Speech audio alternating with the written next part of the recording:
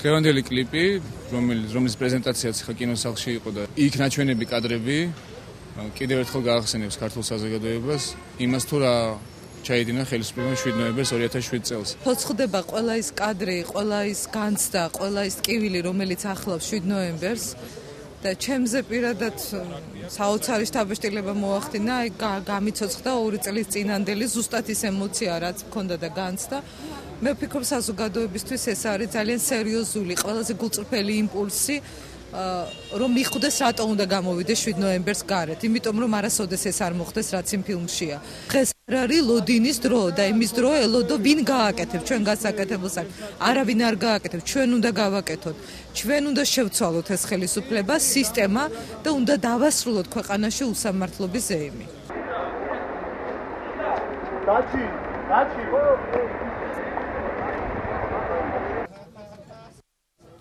ეს ფილმი არის მოკლემეტრაჟიანი ეპიზოდი, ესე ვთქვათ, ჩვენი ცხოვრებიდან და ესეთი ფილმები ხდება და უბედურება ის არის, რომ ემოციურ ფონზე ვერაფერი ვერ მოხდება და ვერ მოხერხდება. საჭიროა თანმიმდევრულად ნებისმიერ უსამართლობას გაეცეს პასუხი. ფაქტია, რომ საქართველოს პროფკავშირები იქ სადაც იქნება უმართავი დამოუკიდებელი სამოქალაქო საზოგადოება და არასამთავრობო სექტორი, იქ იქნება სოლიდარული და შეუერთდება.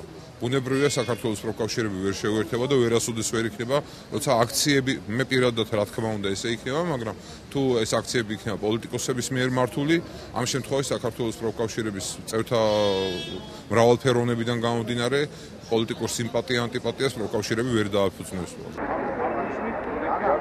სანამ ქართველები ვერ მიეჩვევიან იმას, რომ შეურაცხყოფას, ადამიანის კლას,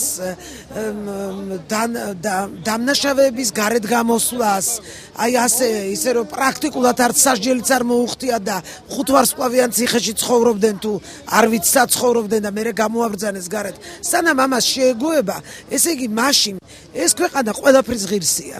ღირსია იმისი, რასაც უშვებიან მოსახლეობას, ნუ რავინ ნუ წუწუნებს ცალ-ცალკე თავიანთ სამზარეულოებში.